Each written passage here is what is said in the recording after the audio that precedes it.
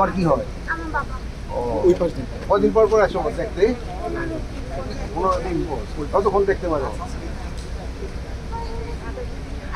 আচ্ছা কি আনছো বাবার জন্য খাওয়া? গরু মাংস, পোলাও আর রুটি আর সেমাই। তো তুমি দিয়ে একটা বাকি আনো নাই বাবার জন্য?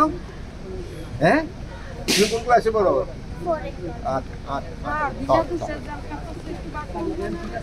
এইটার সাথে আমার কোনো হাত নেই।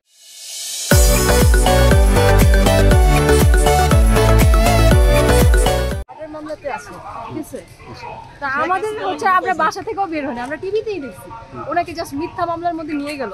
এটা এলাকার মধ্যে হচ্ছে বিএনপির লোকেরা ফাঁসানো হচ্ছে। আজকে 8-9 মাস যাবত দেখেন ছোট বাচ্চা নিয়ে আমরা দৌড়াতে দৌড়ে প্রচন্ড ক্লান্ত হয়ে গেছি। বাট আইনের কোনো শৃঙ্খলা নাই, মানে একটা যে কত মাস কাস্টডি খাটার পরে যে একটা মানুষ বের হয় ওই রকমও কোনো প্রসেসিং নেই, মানে শুধু শুধু হয়রানি হইতেছে।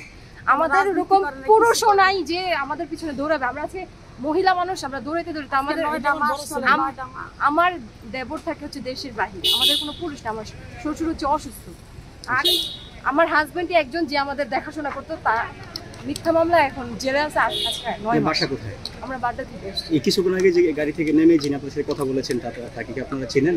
না না, উনি স্বরাষ্ট্র উপদেষ্টা। আচ্ছা আচ্ছা। উনি এখানে পরিদর্শনে আসছিলেন, আপনারা ওনাকে কি বলেছেন? ওই তো আমাদের খাবারের কথা জিজ্ঞেস করলো, যে কে আছে ভিতরে, এটাই তো জিজ্ঞেস করলো।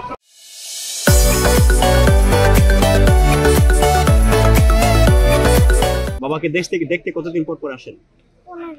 15 দিন পর পর। না বাবার জন্য কি কি নিয়ে আসলেন? এই যে পোলাও, গরু মাংস, তারপরে কি মামনি সেমাই, রুটি। কিছুক্ষণ আগে যে আপনাকে জিজ্ঞেস করলো তাকে চেনেন? বলে যে এইমাত্র চিনছি, আগে চিনতাম না। উনি কি বলছেন? উনি আপনাকে কি জিজ্ঞেস করেছে?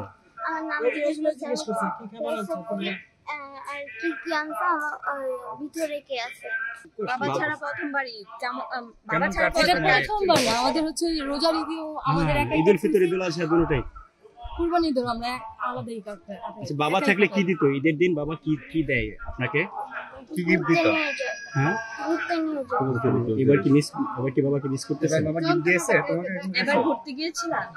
আচ্ছা আচ্ছা আপা আরেকটু, আপনার হাজবেন্ড মানে কি মাসে গ্রেফতার হয়? মানে 2024 এর কোন মাসে গ্রেফতার হয়? 1 মাস পরেই আর কি ধরা পড়ে, অক্টোবরে 10 তারিখ। রাজনৈতিক মামলায়? হ্যাঁ। উনি কি আওয়ামী লীগের সাথে সম্পৃক্ত ছিলেন? না ওই রকম ভাবে, উনি ব্যবসা করতেন, ঠিক আছে, উনি জড়িত ছিলেন না। এখন কি বলবো, মিথ্যা মামলাতে একটা ফাঁসা।